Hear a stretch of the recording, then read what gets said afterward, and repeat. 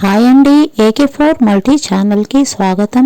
ఇప్పుడు మనము తెలుసుకోబోయేది ఉపసవ్యాధి గలవారు వాడకూడని పదార్థాలు, వాళ్ళు ఎటువంటి జాగ్రత్తలు తీసుకోవాలా అని మనము తెలుసుకుందాము. నిమ్మరసము, దోసకాయ, కొత్త చింతపండు చారు, గేదె పెరుగు, ఫ్రిడ్జ్లో నీళ్లు, చల్లని పానీయాలు అంటే జ్యూసులు, తీపి పదార్థాలు, పుల్లటి పదార్థాలు, మసాలా దినుసులు, ఐస్ క్రీంలు, చన్నీటి స్నానము, పులిసిన తాటికల్లు, ఈతకల్లు ఇవన్నీ తీసుకోకూడదండి. కొబ్బరి నీరు, బత్తాయి, కర్బూజా, నారింజ, సీతాఫలము, రేగిపండ్లు, పుల్లటి ద్రాక్ష ఇలాంటివి తినకూడదు. అలాగే అరటిపండ్లు, సొరకాయ, మేక మాంసం, గొర్రె మాంసం, కోడి మాంసం, మసాలాలతో చేసినటువంటి బిర్యానీలు కూడా తినకూడదు. చీపురు, దుమ్ము, బయట దుమ్ము వచ్చినప్పుడు ముక్కుకి గుడ్డ అడ్డం పెట్టుకోవాలి. విహారయాత్రలు కూడా మంచిది కాదు. చల్లని గాలిలో తిరగకూడదు. ఫ్యాన్ గాలి కూడా అంత మంచిది కాదు. విహారయాత్రలు కూడా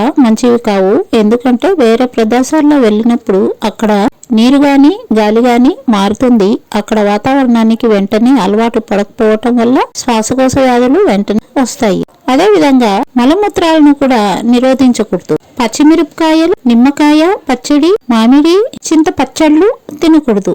ఎక్కువసేపు మాట్లాడకూడదు. అలాగే ఎక్కువ దూరం నడవకూడదు. ఈ విధమైనటువంటి జాగ్రత్తలు అన్ని కాలాల్లో తీసుకుంటేనే క్రమంగా శ్వాసకోశ వ్యాధులు అనేది చాలా కంట్రోల్లో వస్తాయండి. ఇవి అన్ని మీకు నచ్చితే లైక్ చేయండి, షేర్ చేయండి, సబ్స్క్రైబ్ చేయండి. ఇంకా మనము ముందుకు వెళ్ళాలా అంటే తప్పకుండా సబ్స్క్రైబ్ చేయండి. థ్యాంక్ యూ అండి.